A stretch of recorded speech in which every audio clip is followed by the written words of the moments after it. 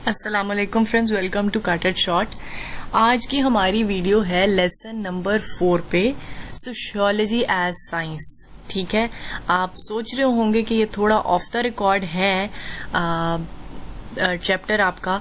अब मुझे नहीं पता, ये मैंने लेसन्स कवर नहीं किए हुए। ठीक है, मैंने 1-2 आई गेस कवर किया था और उसके बाद हम ग्रैंड क्विज के लेक्चर्स की तरफ मूव कर गए थे।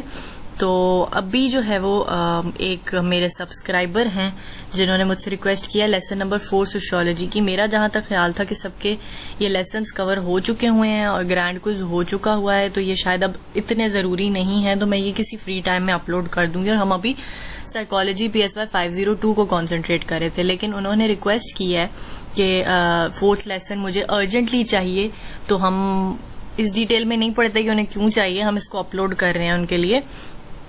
जी क्या है कि science is a method for the discovery of uniformities in this universe through the process of observation and re observation. The results are organised, systematised and made part of the body of knowledge.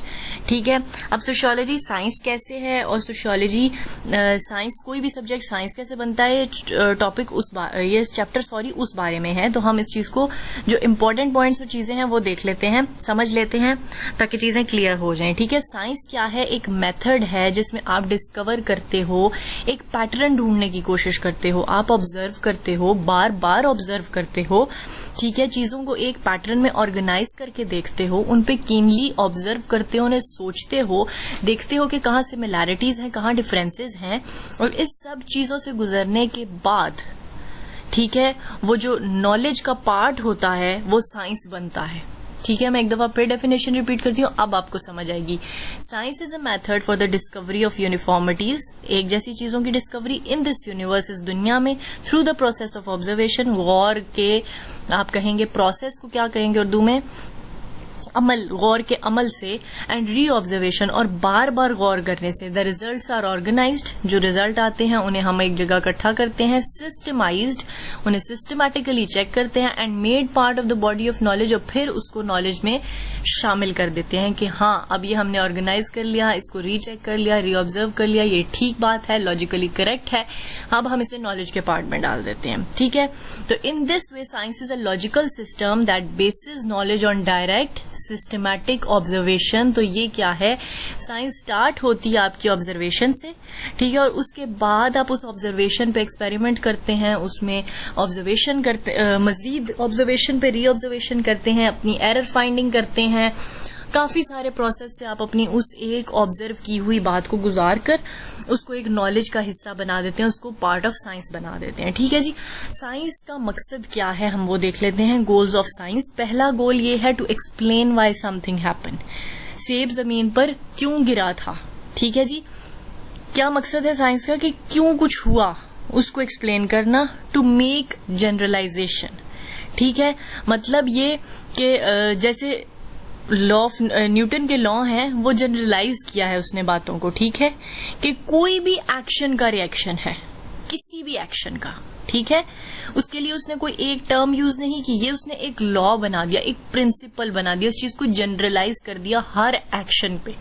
ठीक है, तीसरा है look for pattern in the phenomena under observation, गौर करके patterns find out करो।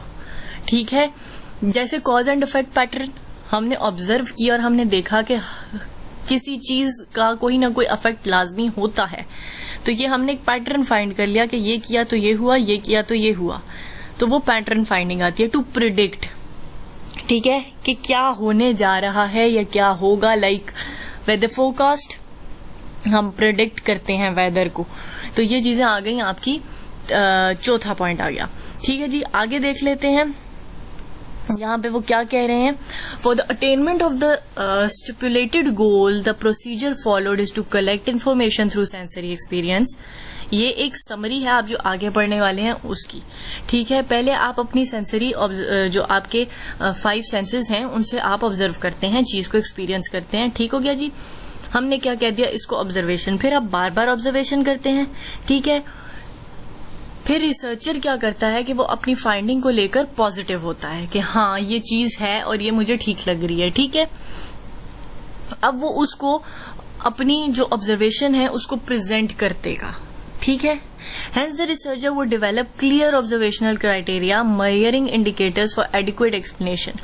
जब उसने सारी उसकी मेजरिंग्स कर ली हैं, एक्सपेरिमेंट्स कर लिए हैं, फाइंडिंग्स कर ली हैं, सिस्टमैटिक अरेंजमेंट कर लिया है, सब कुछ कर लिया है, तो वो पॉजिटिव है, वो श्योर है अपनी फाइंडिंग, अपनी रिसर्च के बारे में. इस अप्रोच को हम कहते हैं पॉजिटिविज्म. और ऑगस्टस कॉम्टे जो कि फाउंडर ऑफ सोशियोलॉजी हैं, उनको कहा जाता है टर्म्ड एज पॉजिटिविज्म. ठीक है, जिसका मतलब यह है कि नॉलेज आपकी बेसिकली स्टार्ट जहां से होती है वो आपकी सेंसरी ऑर्गन्स पे बेस्ड है. अच्छा जी, साइंटिफिक मेथड के कौन से कैरेक्टरिस्टिक्स हैं उनको हम जल्दी से देख लेते हैं. सॉरी, मैं पता नहीं कहाँ चली गया. अच्छा हाँ जी, सबसे पहला प्रोसेस आता है एम्पेरिकल. ठीक है, एम्पेरिकल ये है कि आपने कोई भी फिनोमिना ऑब्जर्व किया है बाय यूजिंग योर 5 सेंसेस. ठीक है, मतलब ये कि अगर मेरी 5 सेंसेस हैं, मैं ठीक हूं, कोई डिसेबिलिटी नहीं है मुझे, और अगर मैंने कोई चीज ऑब्जर्व की और मैं आपको दिखाती हूं कि यार ये देखो, तो आप भी उस चीज को देख सकते हैं अगर आप में भी कोई डिसेबिलिटी नहीं है. खुदा न खास्ता, मतलब वो एक एक्सेप्शनल केस आ जाता है, पर एक नॉर्मल इंसान, अगर मैं देख सक रही हूँ कोई चीज या कुछ ऑब्जर्व कर पा रही हूँ, अगर मैं आपको वो नोटिस कराऊं तो आप भी वो ऑब्जर्व कर पाएंगे. ये होता है एम्पेरिकल. ये पहला स्टेप है. ठीक है, दूसरा है वेरीफाइबल ऑब्जर्वेशन. ठीक है, मतलब ये कि आपने जो ऑब्जर्वेशन की है आप उसको बार बार रिपीट करें, री ऑब्जर्व करें और उसको देखें कि हाँ ये ठीक है. दोबारा देख लेते हैं. Verifiable observation made by anyone research could be open to confirmation और रेफ्यूटेशन बाय अदर ऑब्जर्वर्स. ऐसे होता है कि एक बंदे ने कोई काम प्रेजेंट किया तो दूसरे लोग उसको रीचेक करते हैं, या अमूमन हम जब कोई चीज, कोई प्रेजेंटेशन बनाते हैं, कोई डॉक्यूमेंट सबमिट कराते हैं, टीचर क्या करता है, उसको रीचेक करता है. हमने किया होता है, वो भी उसको रीचेक करता है. ठीक है, और कुछ ना कुछ गलतियां निकल आती हैं उसमें से, या उसको वो बिल्कुल ठीक लगती है. ठीक हो गया. तो यही चीज है कि यहाँ पे आपने ऑब्जर्वेशन को खुद भी और लोगों से भी बार बार ऑब्जर्व करवाना है, बार बार देखना है. ये वो चीज है, मतलब ये वो ऑब्जर्वेशन होनी चाहिए जो 5 सेंसेस पे बेस है और जिसको दोबारा कोई इंसान ऑब्जर्व कर सकता है. ठीक हो गया जी, ये है वेरीफाइबल ऑब्जर्वेशन. उसके बाद है कम्युलेटिव. कम्युलेटिव क्या है यार, ये नीचे क्यों चला जाता है बार बार. अच्छा, कम्युलेटिव क्या है? The researchers try to develop linkage between their findings and the findings of the previous researchers. मतलब बहुत कम ऐसा होता है कि कोई आदमी बिल्कुल यूनिक आइडिया के साथ आता है. ठीक है, और जो फाउंडर कहलाता है. ठीक है, किसी भी चीज का. अब जैसे ऑगस्टस कॉम्टे को हम फाउंडर कहते हैं सोशियोलॉजी का, या इन्होंने फाउंडेशन रखी है सोशियोलॉजी की, या विलियम वुंड को हम मानते हैं एक बड़ा नाम साइकोलॉजी का, तो जिन्हें फादर ऑफ साइकोलॉजी भी कहा जाता है. तो वो एक एक्सेप्शनल बंदा आता है with the extremely new idea. उसके बाद सारे उसी आइडियाज में अपनी वर्किंग करते हैं, उसी आइडियाज में अपनी आप कहेंगे कि इनपुट देने की कोशिश करते हैं. ठीक है, तो ये क्या होता है कि वो, अब जैसे एक स्ट्रक्चरलिस्ट आया साइकोलॉजी का, या फंक्शनलिस्ट आया, अब दूसरा जब आया उसी आइडिया के साथ, उसने भी लिंक किया कि अच्छा ये बंदा भी ये बात कह के गया. फिर एक आया, उसने लिंक किया, उसने लिंक किया, उसने लिया, 100 बंदा इकट्ठा हो गया, तो उन्होंने कहा कि ये तो एक प्रॉपर स्कूल ऑफ थॉट है. ठीक है, इसी तरह ये है कि जब आप कोई रिसर्च करते हैं, आप क्या करते हैं, अपना काम जो होता है आप पीछे वाले लोगों के साथ लिंक करते हैं. ये अनइंटेंशनली भी हो सकता है कि आपने कोई काम किया और वो पीछे लिंक करता था, या ऐसे भी हो सकता है कि आप जान के कोई प्रूव्ड चीज को उठाकर, या किसी के काम को उठा के, या किसी के रिसर्च को उठा के उसको मजीद रिसर्च करना स्टार्ट करें, या जो है वो उसमें कुछ ऐड ऑन करना चाहें, या उसको गलत या सही प्रूव करना चाहें, तो ये कम्युलेटेशन होती है. अच्छा जी, आगे चलते हैं. हमारे पास है सेल्फ करेक्टिंग. सेल्फ करेक्टिंग कैसे आती है आपके पास? या तो आप चीज को बार बार बार चेक करें, और एक एट टाइम्स ऐसा भी होता है कि आपको अपनी गलती नहीं मिलती है. ठीक है, तो ये ज्यादा एग्जाम्पल समझ सकते हैं कंप्यूटर साइंस वाले लोग, जिनको एरर नहीं मिलता, चाहे वो जितनी भी मेहनत कर लें, अक्सर एरर नहीं मिल रहा होता उनको. तो यही बात है कि आपको अपने लिखे में, अपनी चीजों में एरर नहीं लिखता, क्योंकि वो आपने अपनी विद फुल नॉलेज लिख दी है. करेक्शन आपसे कोई ज्यादा नॉलेज वाला बंदा कर सकता है अमूमन. तो क्या होगा कि अगर आपने कोई सिली मिस्टेक नहीं की हुई, तो होगा क्या कि आप अपने सेमिनार्स में अपने डॉक्यूमेंट्स करेंगे पब्लिश, अपनी प्रोफेशनल जर्नल्स लिखेंगे, आप प्रिंटिंग्स करवाएंगे, उनकी साइंटिस्ट को देंगे, लोगों को देंगे, वो क्या करेंगे, वो आपके एरर्स फाइंड करेंगे, वो आपकी करेक्शन करेंगे, ठीक है। उससे आपका काम बेहतर हो जाएगा। डिटर्मिनिस्टिक, ठीक है क्या जी।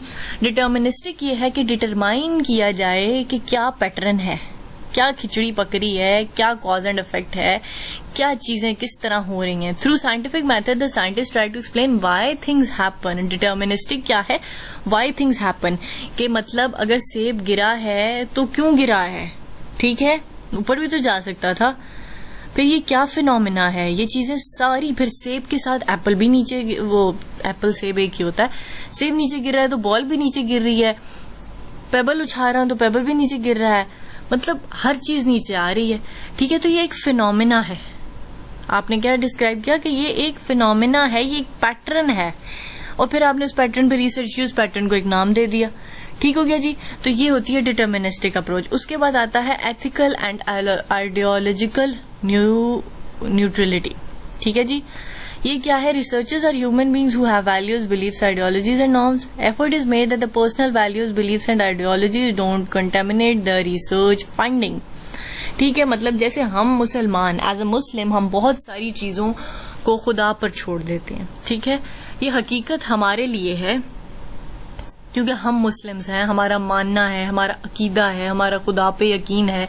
हम बहुत सारी चीजों पे रिसर्च नहीं करते, हम कहते हैं कि जी अल्लाह बेहतर जानता है, ये अल्लाह के मामलात है, ठीक है। इस तरह जब हम कह के छोड़ देते हैं तो अगर कोई और है जो नॉन बिलीवर है, जो किसी मजहब का ना मानने वाला हो, वो कहेगा कि क्यों जी, ये तो बिल्कुल ही अपने बिलीफ की बात करें, ऐसा तो नहीं हो सकता, कुछ ना कुछ तो है, ठीक है। तो यही बात है कि अगर रिसर्चर्स हैं तो उनको हर अपनी चीजें अपनी नॉर्म्स और आइडियोलॉजीज और बिलीफ के अकॉर्डिंग नहीं रखनी चाहिए, उनको एक न्यूट्रल बात करनी चाहिए जो कि सबके लिए एक्सेप्टेबल हो, ठीक है। अगर हम खुदा पे मानते हैं और हम एक अल्लाह की बंदगी करते हैं और हम चीजें अल्लाह से रिलेट करते हैं जो हमें समझ नहीं आती हैं, तो एक नॉन बिलीवर ऐसा नहीं करेगा, ठीक है।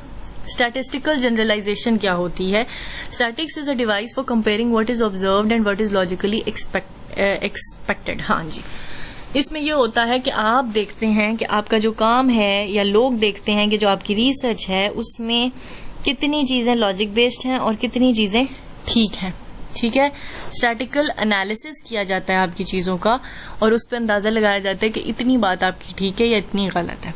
रैशनलिज्म क्या है, ठीक है। आपने जो भी ऑब्जर्वेशन की है या आपने जो भी फैक्ट्स इकट्ठे किए हैं, आपको वो विद लॉजिकल आर्ग्यूमेंट पेश करने होते हैं, रैशनलिज्म के साथ पेश करने होते हैं। आप सिर्फ बातें लिख नहीं सकते कि अगर जो है वो न्यूटन कहता था कि सेब गिर गया था तो उसका सर ही फाड़ते लोग कि सेब तो गिरता है। आर्ग्यूमेंट क्या है, लॉजिक क्या है तुम्हारे पास, तो वो रैशनलिज्म होता है। Any knowledge that is created by applying scientific method, ये सारे साइंटिफिक मेथड्स थे, और जो भी नॉलेज इन को अप्लाई करने से मिलती है उसको हम कहते हैं साइंस। और सोशियोलॉजी भी एक साइंटिफिक मेथड है क्योंकि इसमें भी हम लोगों के एक पैटर्न्स फाइंड करते हैं और लोगों की लाइफ को प्रॉपर रिसर्च के साथ देखते हैं। That's it. आई होप आपको समझ आ गई होगी। स्टिल एनी क्वेश्चंस आप पूछ सकते हैं। मिलेंगे नेक्स्ट लेक्चर के साथ। Till then take care. अल्लाह हाफिज।